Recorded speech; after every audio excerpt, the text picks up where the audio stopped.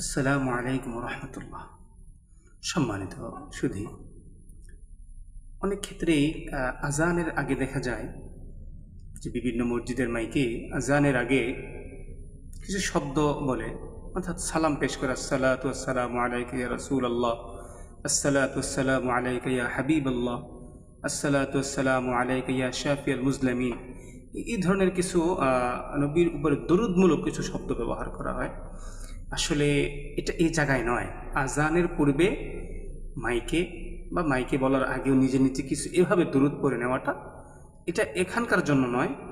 দরুদ হচ্ছে আজানের পরে, আজান যখন শেষ হবে, আজান যে দোয়া পড়বে, আজানের দোয়া, আজান এবং দোয়ার মধ্যবর্তী সময়, অর্থাৎ আজানের পরে আজানের যে দোয়াটা আছে, আল্লাহুম্মা রাব্বা হাযিহি দাওয়াতি তাম্মা, এই দোয়াটা পড়ার আগে রাসূলের উপর দরুদ পড়া, অর্থাৎ সাল্লাল্লাহু আলাইহি ওয়াসাল্লাম, বা দরুদ ইব্রাহিম পড়া, বা অন্য কোনো ছোটোখাটো বড় দোয়া দরুদ শরীফ পড়া।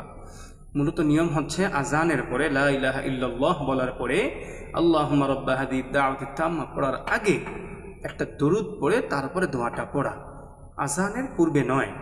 আমরা আজানের পরে দোয়ার আগে এই দরুদটা ছেড়ে দেওয়ার কারণেই এই একটা নতুন বেদাত শুরু হয়েছে আমাদের মাঝে। এজন্য আমরা সুন্নতকে ধরব এবং বেদাতকে ছেড়ে দিব। আল্লাহ তাআলা আমাদেরকে বুঝার, মানার, আমল করার তৌফিক দান করুক। আসসালামু আলাইকুম ওয়া রাহমাতুল্লাহ।